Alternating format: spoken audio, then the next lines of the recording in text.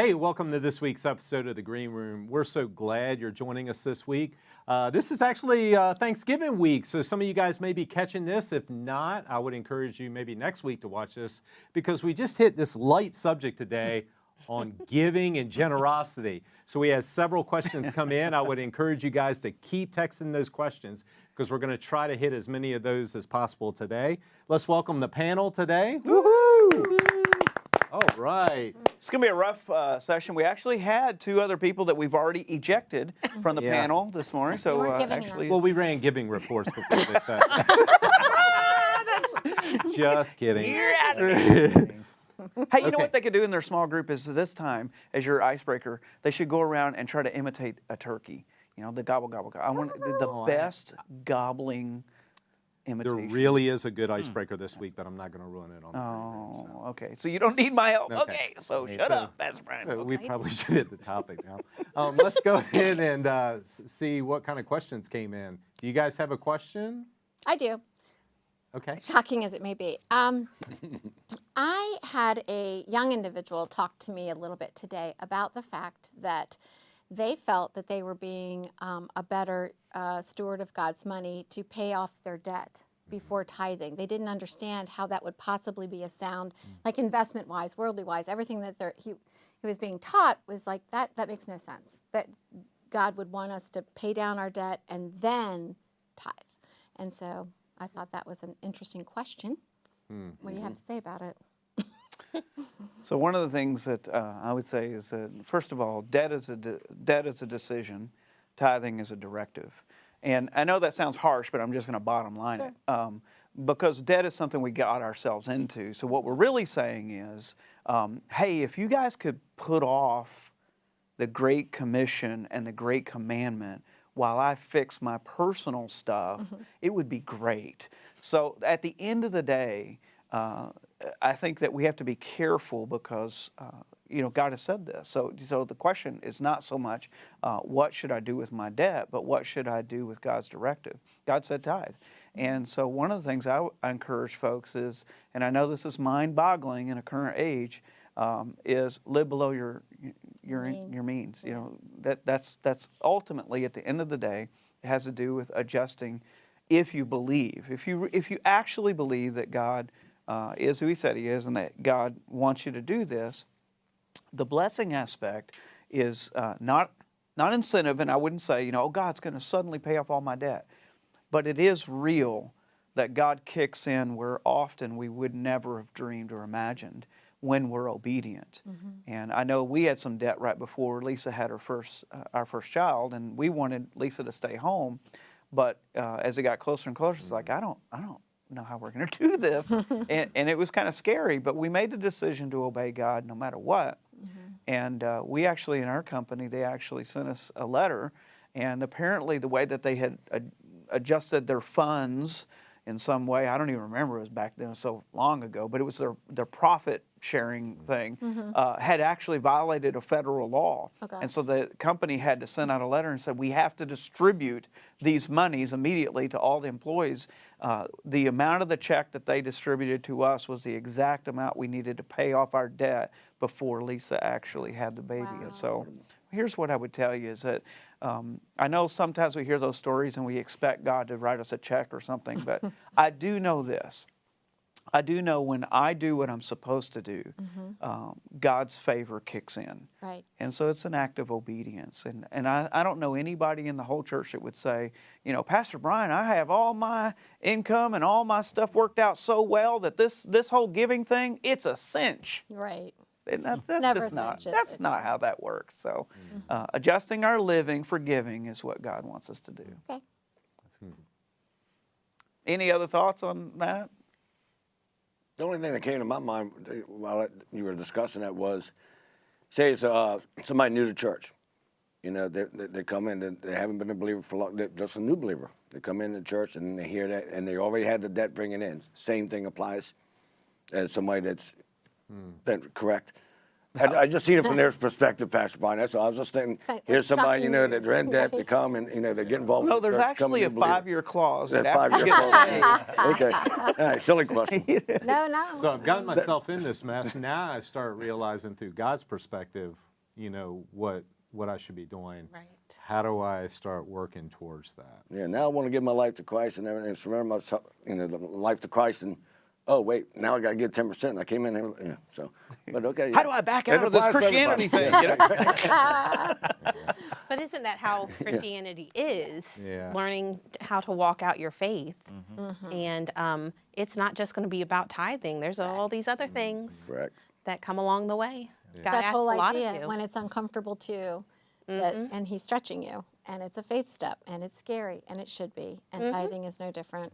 And I remember the first time I really started to tithe, it was scary. I didn't think that it would work. I really didn't. And it's amazing how if you just do it anyway, even if you do have doubt, because I wish I was perfect and had perfect faith, but I'm human and I don't. And so I just did it.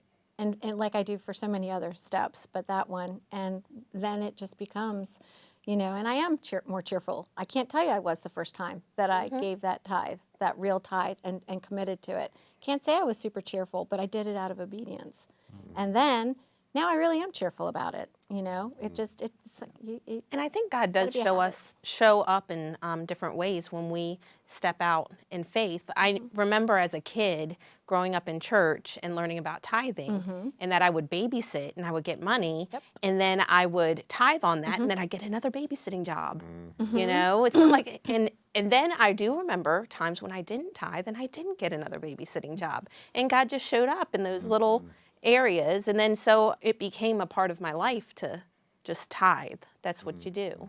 But I would like to ask, what if you're married and your spouse doesn't quite tithe the way that you think it should be? Like maybe Not both in agreement.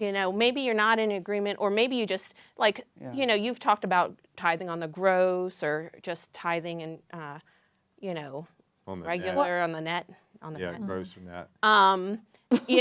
Two of those questions actually came in today. So there's a lot of people that There's a lot of people think that through that. I mean, like I've always kind of, with any situation with a married couple, I've always kind of felt like that principle of you do what God asks you to do in your life as a wife or as a husband, and it becomes a testimony to The other that person, person. and you pray for Right. that person. Is that, I mean, I would imagine that principle still applies here. Well, if there's disagreement at all about the giving level in the home, you simply divorce that person and find someone who likes to give. So, Hey. simple thing. What's And we'll have a marriage ministry for everyone. Please call the please solutions. before you do. No, I totally agree with you. I think that, we can get caught up in the legalism aspect of it. It's like, oh my gosh, if I don't do this. But God really does care about your home and your marriage. And Paul gives us some pretty clear instructions. If you're unequally yoked, or there's a spiritual mismatch. I think it's easier if we say, unequally yoked, because it's believer, non-believer. But the truth is, there are also just spiritual mismatches in levels of commitment and levels of how we see things. And so the first thing that I would say is, don't cause problems in your marriage to try to meet a legalistic line. What I would do is get with the spouse and say, this is something important to me. I feel that God wants me to do this, but let's talk about it. Let's have a conversation. How do you feel about this? Could I, if you have two incomes, could I tithe on my income? Would that create a problem? And so I really think, especially in the relationship, God doesn't want us to mess up our marriage over this. It's an area of, okay, how can I be obedient to God and work on my relationship with my spouse, but don't ever do anything that actually is hurting that. But like everything else in marriage, have a convo. You need to have a conversation and talk it out. And the power of prayer is huge. Yeah. So if you're, a wife sitting there and your husband's not quite, is not feeling it with the tithing, or in another area, pray for them. Yeah. Stop talking have the conversation, but stop nagging and just pray. I think that's pretty evident in most marriages. And just live your Christianity out.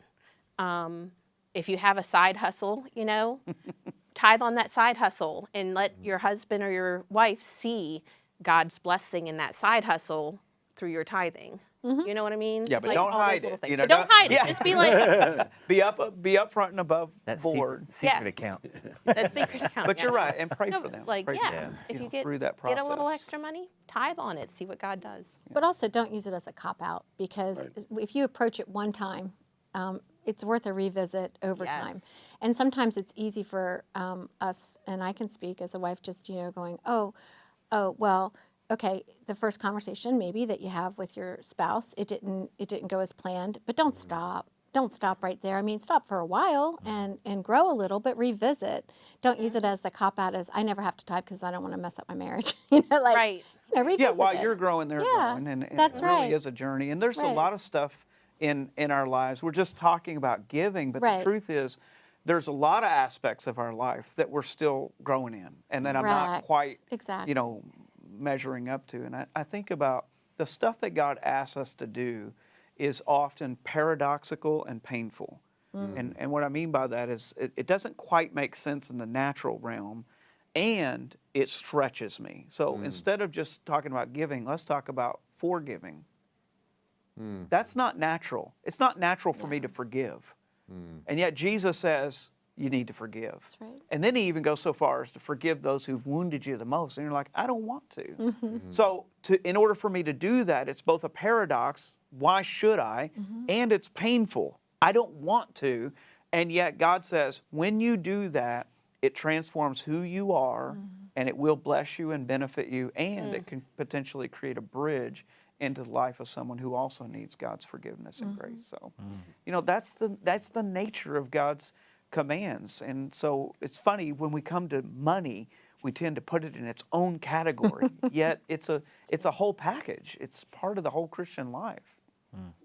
Pastor Brian, what would you do? I've heard this conversation often, in small groups and all in the past few years, is tithing. Most people know, okay, the tithing goes to the church, and then the offering that you mentioned, and the special ones. A lot of people believe, and I've heard them say, well, I give 10% of my income, but I spread it out. I give so much to the church, I give so much to this that's a organization, I give so much to this organization, that kind of thing. I'd like you to touch on it, but from what I understand, the 10% goes to the church. Now, would a special offering, or can you separate it all, say, okay, my offering above and beyond my tithe that goes to the church, I'm going to give to this organization, that organization. Could you touch on that? Well, I would say that the scriptural principle is that, for both from Old Testament and New Testament, is that the tithe belongs to God's house. And that's where God's house and the church house is the primary place of ministry for which God is fulfilling the covenant, whether it was the old covenant or the new covenant. And that's the church. And so ministry is the first place we give our tithe, not an external. So that's the first thing I would say. The second thing is that any Christian organization that is actually biblically centered, I'll just use the example of Halo, will tell you straight up as a Christian, your tithe goes to your church. Yes. Right. Don't give us your tithe. That's an offering. That's over and above the tithe. And for years, I remember Focus on the Family. They were very adamant to share with their audience. Hey, what you do to support us is over and above. That's called an offering. Don't give your tithe here. Your tithe belongs to God's primary agency of the fulfillment of the Great Command and the Great Commission. That's the local church. God hasn't changed his mind. The church is still given the marching orders to win the world, not other organizations. It's the local church first. What about missionaries? So missionaries and the way they're supported varies in 100 different ways. So it kind of depends on who they're actually under. So for Southern Baptists, part of the denomination we're a part of, they actually are under the tithe because that's actually done through a thing called a cooperative program. So they receive all their monies that way. So different agencies do it differently. Some of them do it where the missionary has to raise their own support, and so they go around and give you a slideshow and say, support me, support me. And then, so that would almost But be like would that an not be offering tithe? level. That would be It would offering. not be a tithe because they're not getting that through the church. They would be the same as any other independent agency outside the church. The difference is with Southern Baptists, it's covered inside the church. So does that make sense? It depends on how that's approached by that church or that agency or that person. Yeah. So, for example, Southern Baptists are the largest Baptists. Some people don't know. There's almost 400 Oh, different kinds of Baptists. Wow. okay. For a lot of the Northern Baptists, most of those denominations are very, very small. For most of them, they'll do like what they kind of call their hosted missionary. So they'll put their picture on a board, and they'll say, okay, we're supporting Mr. or Mrs. Smith. So they're actually getting their support channeled through individuals within the church. So that would cover underneath a tithe because they're actually getting it through that church. But most missions work is not done that way. Most are done as through a parachurch organization. Interesting. Okay, we had this question come in. It says, Pastor Brian said that everything you have is from God. But Jesus said when someone asked him if they should give their taxes, he asked them whose face is on it, Caesar's. Caesar. And that is, that it's, wait a minute, and that it, Give to Caesar. give to What is Caesar Give what to is Caesar's. Caesar's, yeah. Give to It's God what is worded a little bit. So how would you, is Jesus contradicting himself there when he says that? Because that seems a little confusing, they say. Yeah, that's a great It is. question. And the way that works is that the Bible says that God owns everything, that he is the master of the universe. He is totally sovereign, and everything comes from him and is due to him. What Jesus is actually talking about is pay your taxes because you owe that. It's sort of like saying, hey, since God owns it all, let him pay my electric. Well, that's a nice sentiment, but you owe that. And so you need to pay that. And so Jesus is talking about taxes clearly in that passage. So he's saying, yes, you should. And the Jews at that time were saying, here's the Jewish argument that's kind of interesting in our day and age, is that what they were really arguing about is, why should I pay taxes to a corrupt government? Yeah. And so the Jews had a huge problem with this within Palestine, and that's one of Jesus' disciples was labeled a zealot, and the sect of the zealots were the anti-government Jews who wanted to completely rebel, and that's why they didn't want to pay their taxes. And so their argument, over that was what they were bringing to Jesus was, well, who's right here? Yeah. Glad we cleared all that up. So many thousands of years later. The other one, why don't we hit this, because we didn't, I don't think we actually said this, but I know you mentioned in 301, so if you've not, or class, third base. Third base. So if you've not base. taken third base yet, you need to take third base. But gross or net, what do we give on? Because many people go, man, when I look at my paycheck, it's like, 33% less, because of the taxes and the taxes. government and that sort of thing. So what do we tithe on there? So that's a great question. We can tie it right back into Jesus' answer about give unto Caesar what is due unto Caesar, which is your taxes. And the way that the Jews actually did their income at that point in time was they would actually tithe to the temple based upon their gross income. Then from the leftover, they would pay taxes. Now, the way we do it in America, and most countries do that if you work for a company, is that you make $100 and the company says, well, I'm just going to hold for you the taxes that are due, and then I'm going to give you what's left over. So that's the net. So really, honestly, at that point, it's just a matter of, it's kind of 6 of one, half dozen another. So here's what I typically tell people. As I say, it just depends what you want to be blessed on. So if you'd like a gross blessing or a net blessing, it's totally up to you. So I tell folks, especially ones that are struggling in the area of finances, what you need to do is work into the habit of giving. And that's the most important, the habit of giving and the heart of giving. So start somewhere. Even if you can't quite tithe on a net, start giving systematically every single week. Now, don't do that for 17 years, okay? This is a primer, to prime the pump to get you going. But at least give something every time you get paid and get yourself into the habit, and then bump that until you reach the level that you believe. So Pastor Brian's not going to sit here and tell you, you've got to tithe on the gross of the net. Here's what I'm going to tell you. I tithe on the gross, always have, and I give above and beyond over that first 10% in offerings and in sacrificial giving. So that's what I've done, and I've never regretted one single dime ever. Me neither.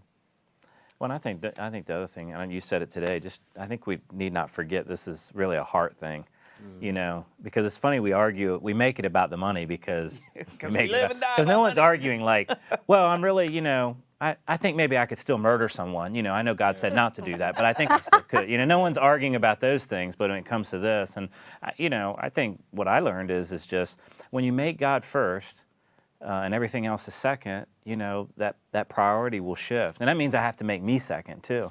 And, you know, one of the greatest things that helped me by giving is that it actually made me a better steward, because I realized to tithe biblically, and I tithe off the gross as well too, that we had to make some adjustments.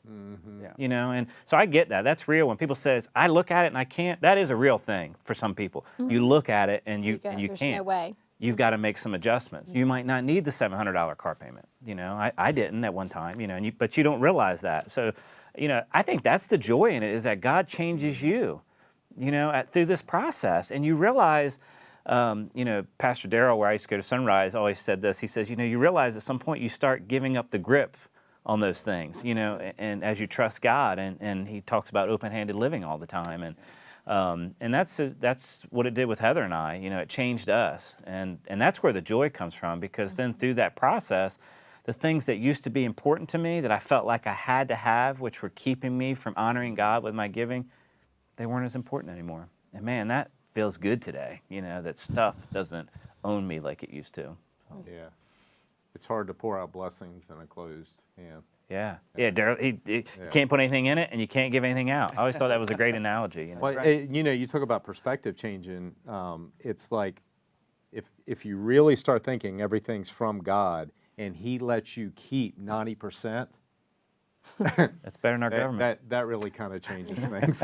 Man, He lets me keep 90%, 10%.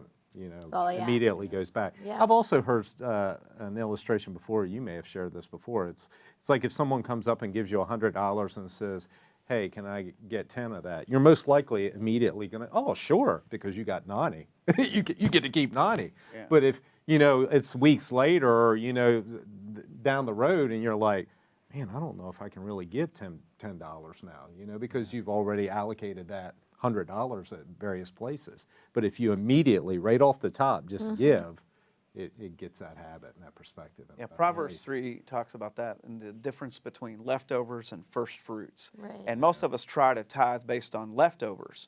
You know, I do all the stuff, you know, first, and I go, oh, I got to pay all these bills and all that kind of, and then you look and you go, what do I have left over? Oh, well, not quite a tithe, but how's $1, God? Instead of the first fruits principle. And the tithe is a first fruits principle, which also goes all the way back to the gross and net. First fruits means total of all of my income. That's Proverbs 3, 9, and 10. So all of that, God wants me to give first fruits. And so that's why I tithe on the gross. So, but if you try to do it with a leftover giving approach, you ain't never not gonna going to make have it. it left over. Nope.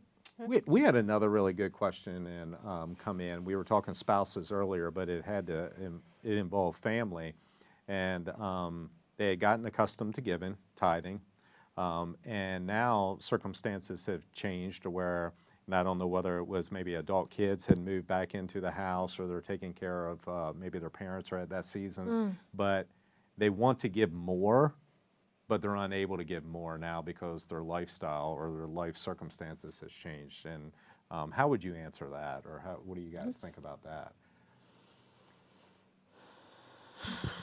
I don't think I have an answer to that. That's a very tough That's very tough. situation. But Kids coming back Well, we doesn't just keep pull on at my giving us- Give heartstrings. more. You're talking about to above say the tithe? Over the tithe? Well, they or- didn't really specify. I think it means adjusting the tithe, Yeah. because now if you the kids coming back is a hard one for me, but like if suddenly my in-laws or my Yeah. parents Yeah. had to move in, and there was major care that had to you know, round the clock nursing or some other sort of or maybe I had to incur their debt or whatever, that I think is what they're saying, like, okay, so now my tithe, which is on my salary, I'm actually trying to take care of my parents and I can't do what I want. Yeah.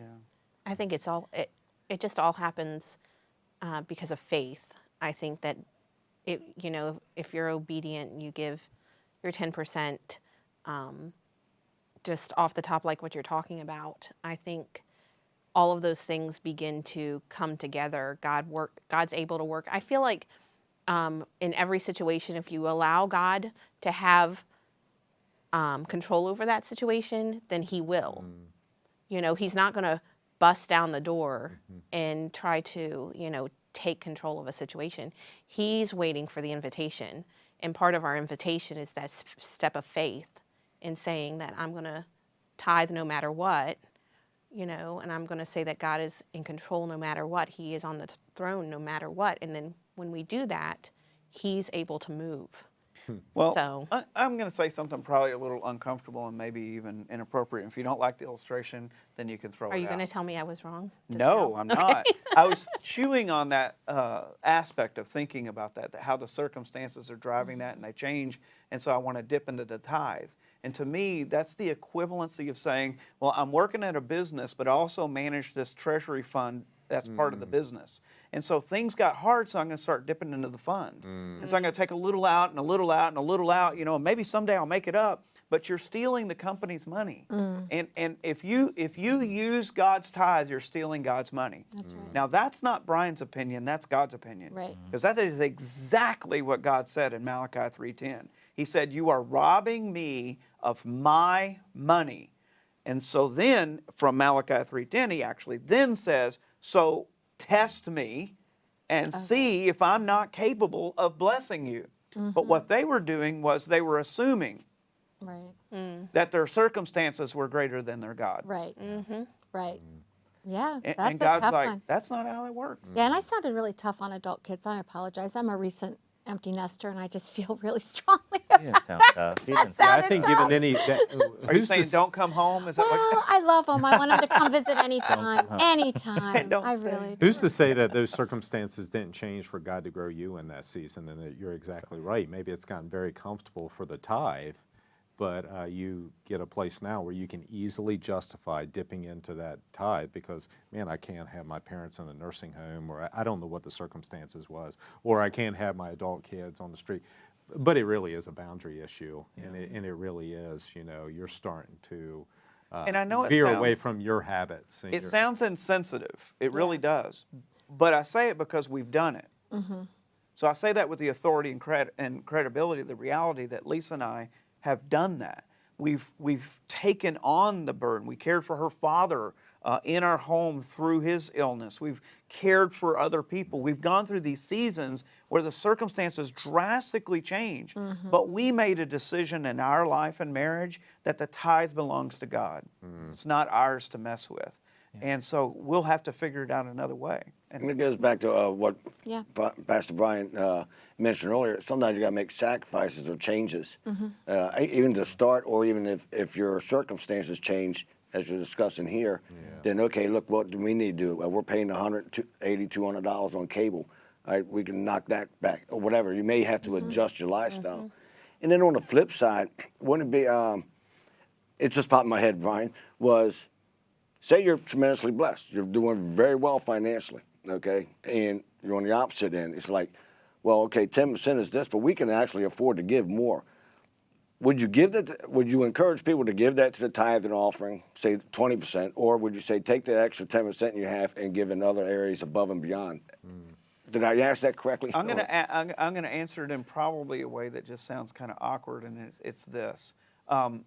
I would want first to make sure that a person is actually following all the principles of Financial Peace University. Instead of just having this windfall and going crazy, I want to know, do you have a fully funded emergency fund? I want to know, do you have an adequate level of 3 to 6 months of savings? I want to know, have you reduced your debt and eliminated your debt? These kinds of principles are extremely important, because once you actually do godly principles in your finances in all of those areas, you're going to find that the windfall is a lot more frequent, because you've adjusted your life to be able to have more income and more excess. And then you get into the real generous giving. So I would say it depends on their particular financial situation. That's my thought. This would be a great time to also talk about the money management ministry that we have so I was here at the church. Man, those guys are rock stars. They also run our financial peace classes, and they'd be willing to sit down with anybody to go over their budget to try to get things in order. Yeah, before you say you can't do it, like take advantage of that, right? Yeah. You know, because so many good things will come out of that. Most definitely. Well, we're at about 30 minutes, so I want to kind of cut the baloney off in the middle somewhere. And I know you've got to have some more questions, and I can't think of a more charged topic than hitting you right where you're sitting. And so that the idea of money and money management and finances and tithing and giving and over and above and holy smokes, it's huge. And so I want to encourage you in your group to take some time and ask your questions. I bet you have some questions we didn't even touch on. And I bet you have some stories and perspective that you could share on how God has shown up in your life as you've been faithful in this area. So God bless you. Have a great time in your small group. We'll see you next time. Oh, and have a great Thanksgiving. Forgot about that. Happy Thanksgiving. Happy Thanksgiving. That's my turkey. That was pretty good. That was pretty good.